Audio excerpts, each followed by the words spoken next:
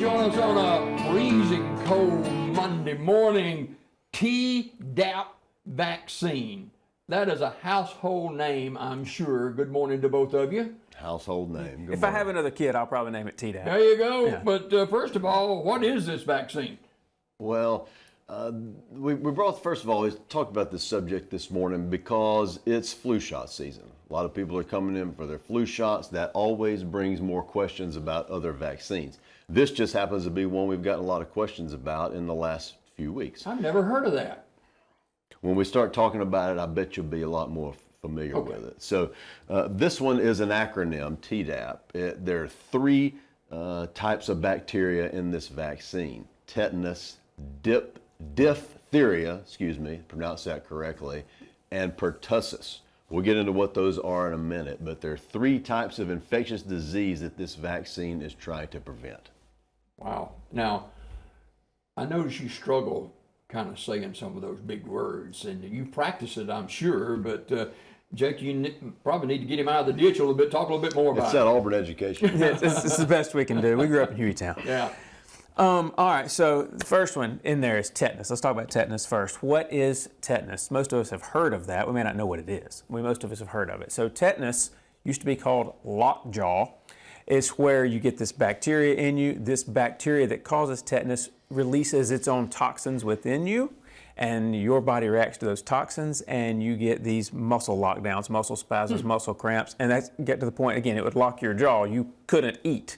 Your whole body's hurting. You can't move your head and neck. You know, it's a miserable, miserable disease caused by a toxin from a bacteria.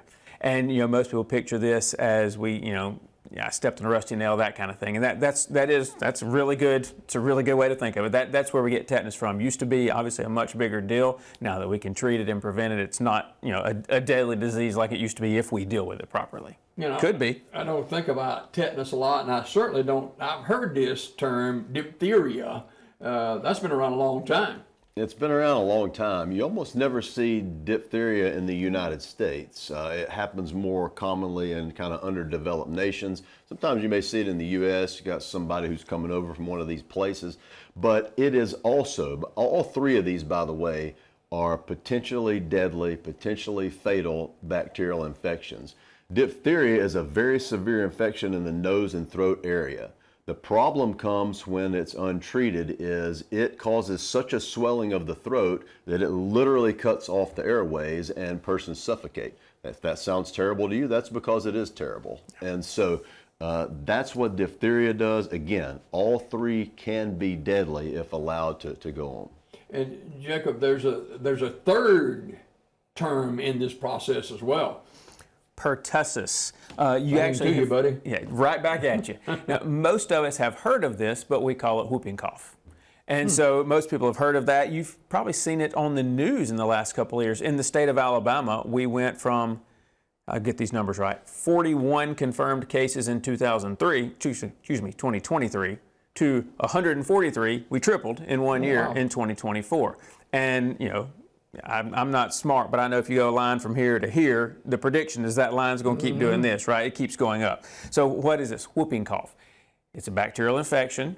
It's a real surprise here. It causes cold-like symptoms and a cough. But as it progresses, the cough gets more and more uncontrollable, untreatable. Your regular cough medicines don't work against it. And it gets the airways so damaged and so affected that you get this characteristic. You cough, and then when you suck air back in, it makes a whooping sound because your airway is so constricted. It's almost like it's whistling back at you. Your airway is so constricted. So really miserable disease, really terrible disease. Not as deadly in adults, but very, very deadly for infants. Our most vulnerable, very, very likely to die when they get whooping cough. To the point that if they get diagnosed, they immediately go to the hospital, get quarantined. I mean, it's a big, big deal. Are you going to make the sound? I can't. You want to try? Okay. This is a family show. Right. Gotta keep it PG. The two-part thing here is these things seasonal, and how do we get these infections? Yeah, that's a great question. These are not seasonal. I'm glad I wasn't going to say that, so I'm glad you asked that question. They're not seasonal. Here's how each of these bacterial infections are transmitted. I'll start with diphtheria and pertussis because they're transmitted the same way. Think about these like you think about the flu, other types of respiratory illnesses.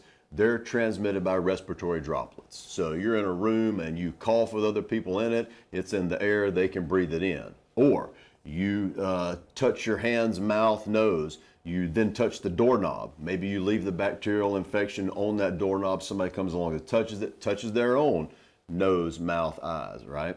Okay. That's how those are spread. Tetanus is a different story altogether. This is the one you probably know and understand. When a person gets bit by a dog, when a person gets steps on a rusty nail or some other kind of dirty thing that's been in the soil, that's how you get tetanus. It doesn't have to be a nail, but tetanus does live in the soil in a dormant fashion. And so any kind of thing that's associated with the soil, you get a cut in your skin, it can transmit tetanus. Talk about, Jacob, some of the preventive measures that we can look at this morning. This is one of these where you just have to be thankful. You know, all of these are extremely deadly infections that, you know, a good while back in our history got a whole lot of people.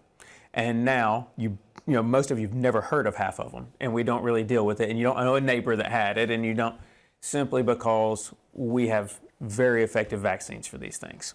You know, a lot of people don't even necessarily know they're getting them because it's part of our childhood vaccine schedule. You know, you take your kid to the doctor every you know, they're jabbing them something every couple of years. Well, this is one of those things.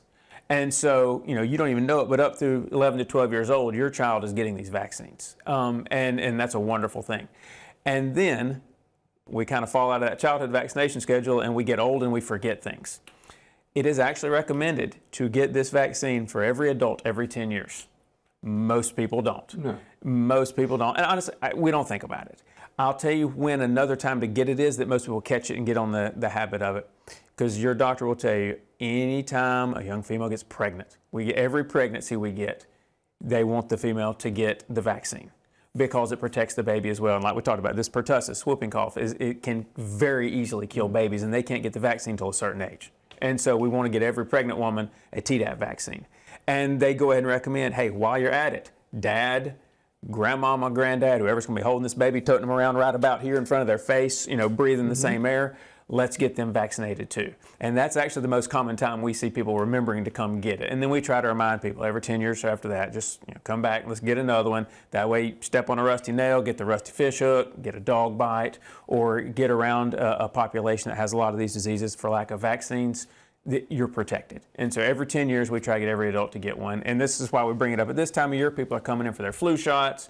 Hey, while I'm here, do I need pneumonia? Do I need shingles? Hey, let's also, have you had the Tdap vaccine in the last 10 years? If you haven't, let's do that while we're here. Do you get them all at the same time or stagger them or what? You can. You know, they get this question all the time. Some people are, for example, you may have somebody right now who wants the flu, COVID, RSV, shingles, Tdap. We have people who want all of those. Pneumococcal, yeah.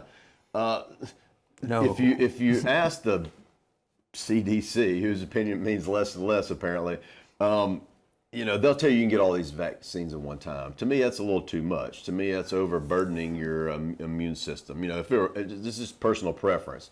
To me, I may do a couple of these if I was going to do them, and then I'd give maybe 3 or 4 weeks if I wanted to do some more. So, yeah, the answer is technically yes, but I'm not sure I would. You talked about the moms getting for pregnancy and stuff like that, but older Americans, they need to get that too? Absolutely. Again, these pertussis isn't often as bad for older Americans, but if, you know, diphtheria ever comes around, or, you know, tetanus, again, we're all working out in the yard stuff. You can get tetanus a lot easier than you think if we're not preventing it. The shot's really effective. It's one that's been around. This is not some newfangled vaccine that we're wondering if it's going to make us grow a monkey tail or not. It's not. This is an old vaccine, been around a very long time, very safe, very effective. And these 3 diseases affect from the day you're born to the day you die. At least one of these is a problem. And so I recommend it very much every 10 years. Now, before we go this morning, you know, people with particular health needs and physical illnesses, do they need to be careful about taking these vaccines or what? Actually, this particular one right here, I can't even think of anything off the top of my head or reason you wouldn't do it. The only reason you wouldn't do this is if you had a dose of it in the past and it did something to you. But that's almost nobody. So no, this is not one of those. All right. Thank you both for coming by. Tdap vaccine available at Marble City Pharmacy, where they've got the greatest gift shop in the world. Christmas decorations up, and we've got the Christmas gifts for you as well. Jared and Jacob with us here on the show this morning. Thank you so much for coming by today, guys. Yes, sir. Thank you. Have a fantastic day, and that's going to wrap it up for me on Daybreak this morning, Health Monday, with our friends from Marble City Pharmacy.